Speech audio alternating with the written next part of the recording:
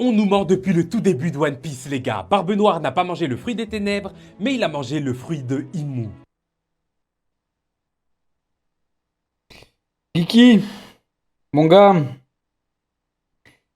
j'ai pas vu la vidéo, je vous promets, je l'ai pas vu. Mais à mon avis, étant donné que Nika a existé et qu'elle est le fruit des mondes Nika, je suppose que Imu a existé depuis 3000 ans et donc qu'elle est le fruit des mondes Imu. Non, ça serait nul à chier, voilà. C'est bon? On peut passer à autre chose, Kiki? Je sais que ça paraît complètement fou, Sans déconner. mais attends, je vais tout expliquer et tu vas péter un câble. Ça, j'en doute pas, Kiki. J'en doute pas. Avant ça, si t'es fan de One Piece, d'anime et de manga, abonne-toi car on en parle tous les jours. Abonnez-vous. Il est un peu... Wouh, mais je l'aime bien.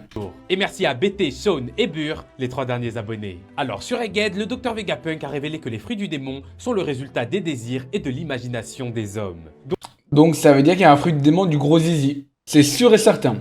Et je vais bien le manger aussi, Donc chaque fruit du démon s'il vous plaît. qui existe dans One Piece a été souhaité par quelqu'un, puis il s'est matérialisé par la suite. Ça, on est d'accord. Mais du coup, si je vous disais que le dieu soleil Nika n'a jamais réellement existé et que de base, c'était simplement une légende d'Elbaf. Cette légende racontait les exploits de quelqu'un de très fort qui se battait de manière très rigolote et sa légende est devenue mythique et s'est perpétuée au fil des âges jusqu'à qu'il y a 800 ans, le tout premier Joy Boy émette le souhait de pouvoir se battre comme lui afin de libérer le monde. Et c'est seulement ça qui a entraîné la création. J'ai l'impression que les gens ils oublient trop ce qui s'est passé il y a 3000 ans, genre. On va reprendre la fresque, regardez.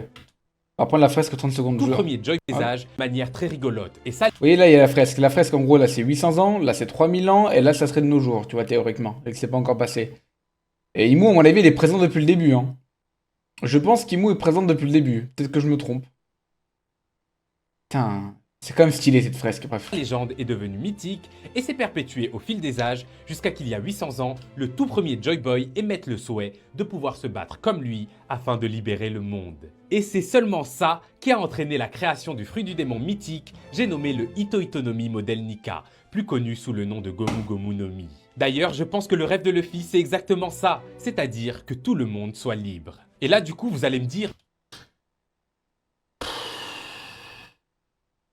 Bon, ça serait un peu nul, mais bon, pourquoi pas. mais quel est le rapport avec Barbe Noire ? Ouais, vas-y. Est-ce que j'ai eu raison depuis le début? Eh bien, attendez. Si je vous disais qu'en parallèle de ça, il y a très longtemps, il y avait une autre personne qui n'avait pas de fruits, mais qui était un démon extrêmement fort, se battant de manière extrêmement vicieuse et toujours caché, qui n'avait que pour seul but, un seul rêve, de faire sombrer le monde sous son contrôle et dans les ténèbres. Vous l'aurez compris, on parle bel et bien de Imu.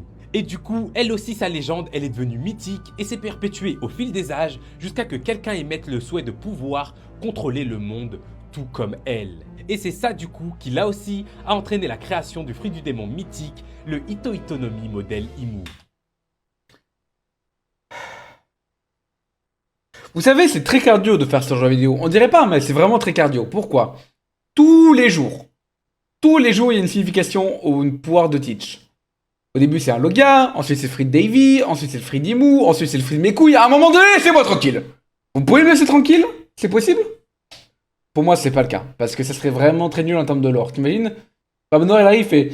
Eh, j'ai les mêmes pouvoirs que toi, Imu. Imu fait... Mais oui, putain, parce qu'il y a 800 ans, il y a un mec qui a voulu avoir les mêmes pouvoirs que moi. Mais non!